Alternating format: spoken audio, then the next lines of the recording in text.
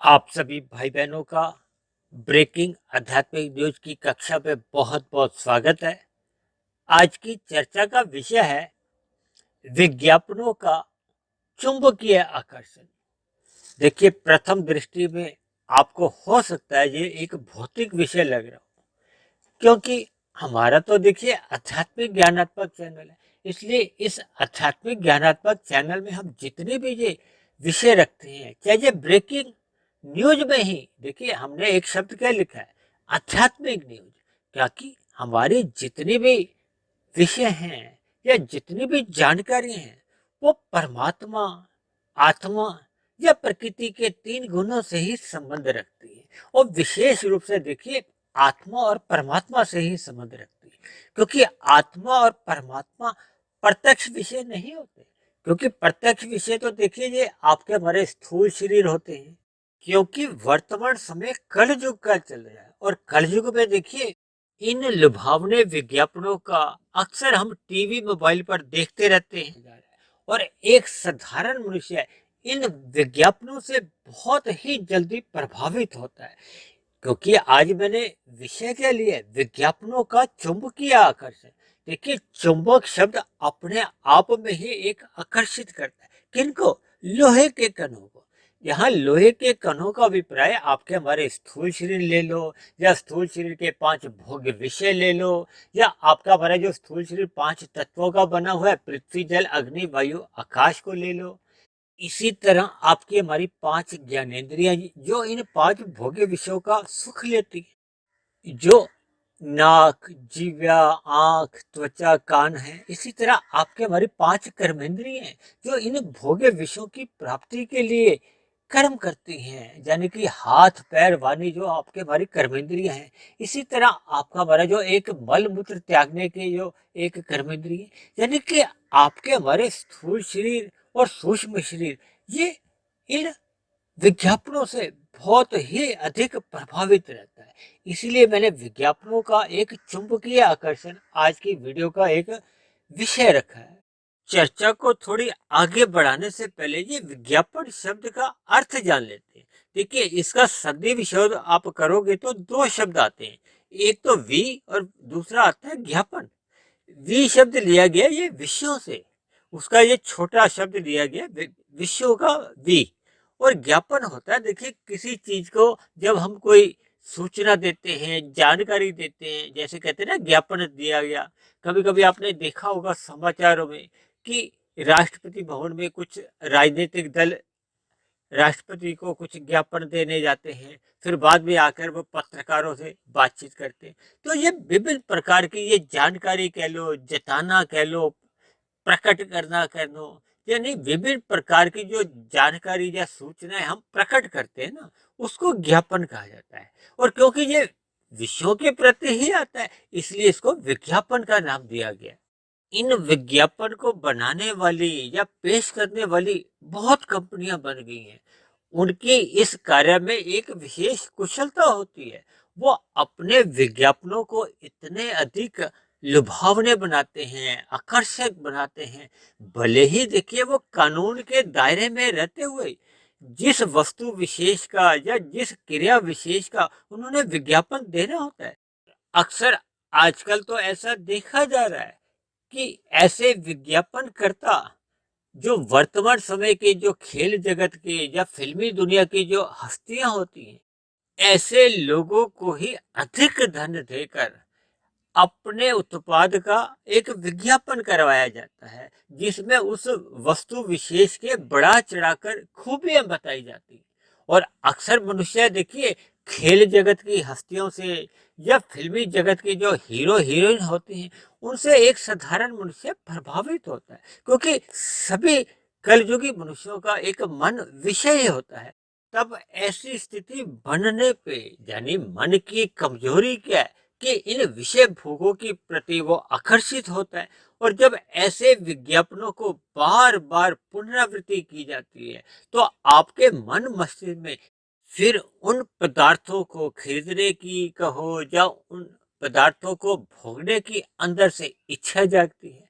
और इसी इच्छा का कहो या मन की कमजोरी का ही ये विज्ञापनकर्ता लाभ उठाते हैं।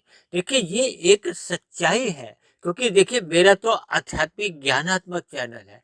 मेरे इस आध्यात्मिक ज्ञानात्मक चैनल पे प्रतिदिन जितनी भी कक्षाओं में जो ज्ञान दिया जाता है वो परमात्मा से, आत्मा से संबंधित होता है। और आत्मा तो देखिए स्वयं ही चेतन है, ज्ञान युक्त है, लेकिन विषय भोग, ये विषय भोग क्या है? ये रजोगुणी विषय भोग होते हैं, ये मनुष्य को आकर्षित लगते हैं। देखिए मन का एक स्वभाव है, उसका पुराने में मन टिकता ही नहीं है। आपके जितने भी पुराने कपड़े होते हैं उनमें मन नहीं टिकता। तभी तो ये फैशन की दुनिया में ये नए नए डिजाइन आते हैं, नए नए फैशनों द्वारा उनकी खोज की जाती है, फिर ऐसे ऐसे कपड़ों का प्रचार किया जाता है। क्योंकि कलयुग में एक सामान्य मनुष्य का जो एक अंतःकरण है वो विषय है, उसमें रजोगुण की या तमोगुण की ही प्रधानता है।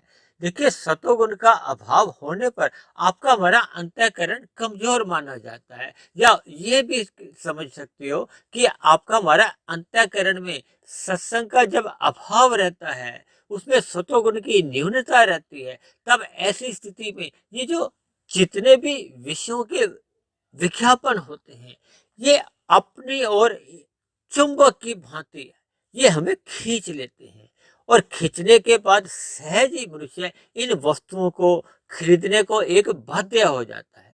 जबकि शास्त्रों में तो देखिए विस्तार से कहा गया है कि आपके हमारे ये जितने भी भौतिक सुख हैं, यानी कि गंध, रस, रूप, स्पर्श और शब्द, ये पांच विषयों के जितने भी भौतिक सुख हैं, इनका आरंभ होता है, फिर मध्य समय आता है, फिर इनका एक अंत आ जाता है, और अंत के बाद क्या होता है? फिर वहीं से ही एक दुख का प्रारंभ होता है। देखिए जब जब हम इन भौतिक सुखों के संयोग होता है तो हमें खुशी होती है, लेकिन इन सभी सुखों का एक समय विशेष के बाद वियोग होना हमें दुख देता है। और देखिए ये प्रकृति का नियम है, संयोग वियोग। क्योंकि आपके हमारे ये जो विषय भोगों के पदार्थ भले ही उपलब्ध पड़े रहे, लेकिन आपके हमारा जो स्थूल शरीर है उसकी जो स्थूल शरीर की विषय भोगों को भोगने की जो इंद्रियां हैं वो एक समय सीमा के बाद, प्रौढ़ावस्था आने के बाद या वृद्धावस्था आने के बाद ये रोगग्रस्त हो जाती है। वृद्धावस्था में आपकी हमारी भोग्य इंद्रियां शिथिल पड़ने लगती हैं, तो विषय भोगों को भोगने में वो असमर्थ हो जाती है। तब ऐसी स्थितियों में ये आपके हमारे मन बुद्धि में या अंतःकरण में इन विषय भोगों की वासना तो बनी रहती है, लेकिन स्थूल शरीर की इंद्रियां इन विषय भोगों को भोगने में असमर्थ होती है।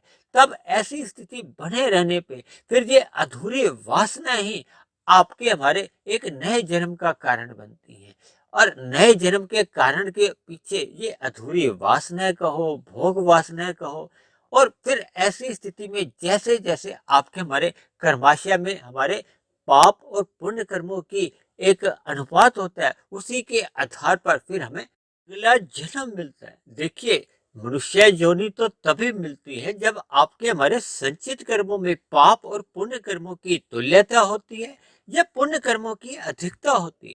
और यदि पाप कर्मों की अधिकता होगी है, पुण्य कर्मों की न्यूनता रह गई है, तब ऐसी स्थिति बनने पे फिर मरने के बाद मनुष्य की नीचे की जो 80 लाख प्रकार की योनियां हैं, जिनका अक्सर हम अपनी चर्चाओं में वर्णन करते रहते हैं, फिर ना चाहते हुए उन योनियों में मनुष्य का जन्म होता है। इसलिए हम सभी भाई बहनों को अपने रजोगुण को मर्यादा में रखना चाहिए, और ये जितने भी विषय भोगों के जो विज्ञापन हैं जो एक चुंबकीय आकर्षण से आपको हमें एक आकर्षित करते हैं, तब ऐसी स्थिति निरंतर बने रहने से फिर मनुष्य इन विषय भोगों को भोगना चाहता है, और भोगने के लिए मनुष्य धर्मानुसार कर्म ही नहीं करता। जब वो इन विषय भोगों को भोगने का व्यसनी बन जाता है, तब ऐसी स्थिति बनने पे वो कब तमोगुण में गिर जाता है, कब तमोगुण में गिरकर वो पाप कर्मों का कर्माशय बढ़ा लेता है, मनुष्य को स्वयं भी पता नहीं चलता है। इसलिए मेरी आप सभी भाई बहनों से विनती है कि मिले हुए जीवन में सत्संग करते रहिए, ताकि सत्संग की लगाम से, इन विषय भोगों के आकर्षण से या चुंबकीय आकर्षण से मनुष्य बच सके। ऐसी सभी शुभ स्थितियां आप सभी भाई बहनों की भी जीवन में बने। इन्हीं शब्दों के साथ आज की चर्चा विशेष को यही समाप्त करते हैं। यदि बनी हुई वीडियो आपको अच्छी लगी हो तो मेरी आप सभी भाई बहनों से विनती है कि इस बनी हुई वीडियो को आप अन्य भाई बहनों में भी शेयर करें। और यदि मेरे कहे गए शब्दों पर आपको किसी प्रकार की कोई शिकायत हो, आपत्ति हो, तो आप नीचे दिए गए कमेंट्स बॉक्स पर जाकर अपनी शिकायत या आपत्ति लिख सकते हो। चर्चा को यही समाप्त करते हैं। तो कल फिर मिलते हैं एक नए विषय को लेकर, एक नए संदेश के साथ। तब तक आप सभी भाई बहनों का बहुत बहुत धन्यवाद।